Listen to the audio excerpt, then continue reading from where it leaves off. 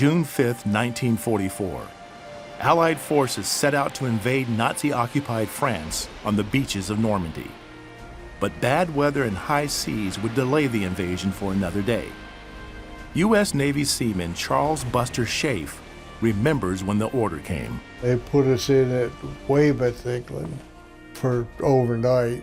The time we were moving the second time, we had a pretty good idea where we were going.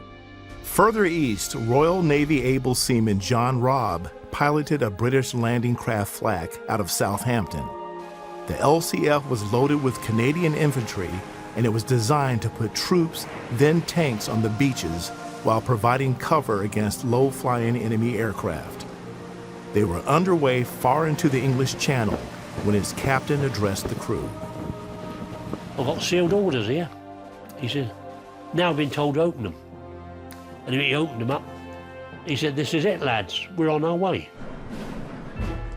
Across the English Channel lay Hitler's heavily fortified Atlantic Wall. Field Marshal Erwin Rommel had built defenses to crush an Allied invasion on the beaches. On Normandy alone, 6 million mines, hedgehogs, and Rommel's so-called asparagus carpeted the beach. Which is one reason the troops had to land at low tide. The problem with that, of course, being that you have twice as much wide open beach to cross as a result. Historical expert April Cheek Messier is president of the National D-Day Memorial in Bedford, Virginia. These German bunkers with German machine guns and weapons that could reach far out throughout the beaches. They overlapped every single inch of beach. Those guns could reach 10 miles out into the channel. As the commanders readied their troops for the invasion, prayer was a vital part of the mission. The captain prayed for us when he opened the sealed orders, and he said, we're going off to Normandy. He prayed for the crew and for the ship, that we'd get through it. Many of them were certainly thinking of their faith and were certainly saying their prayers to God that they would make it through this. H hour, the 6th of June, D-Day. The Allied invasion begins.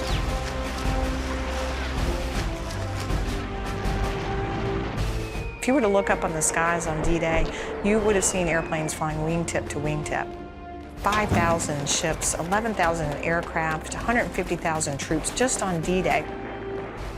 10 miles off the coast of Normandy, 30 soldiers from the 2nd Ranger Battalion boarded Seaman Schaiff's assault landing craft. They were headed for Omaha Beach. They were anxious to get to the beach.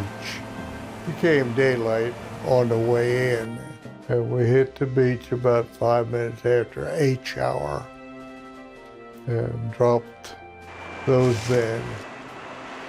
They called it Bloody Omaha. The terrain was just a natural defense there with the Germans on these cliffs. They were 100 feet up.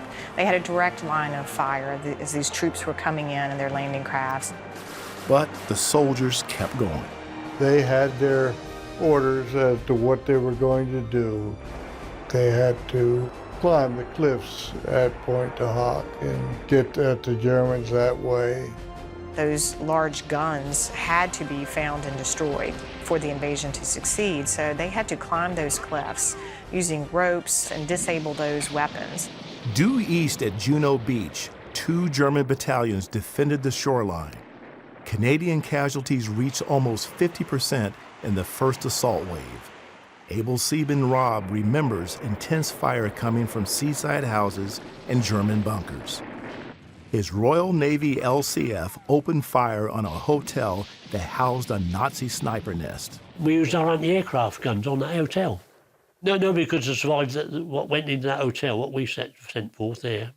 Thereafter at Juno, the 3rd Canadian Infantry pushed further inland on D-Day than any other Allied landing force. The invasion stretched across 50 miles of the French coastline. Seaman Schaiff and crew carried 3 groups of Army Rangers from ship to shore.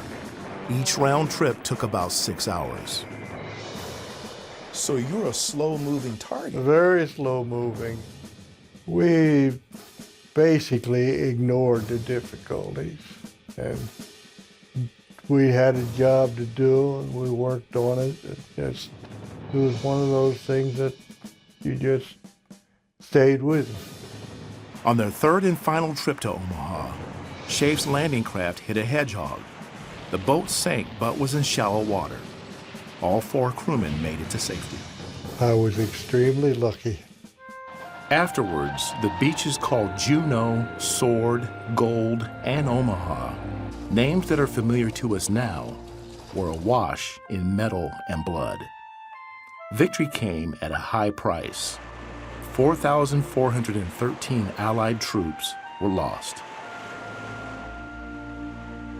The National D-Day Memorial here in Bedford, Virginia, was erected with private funds in honor of the fallen.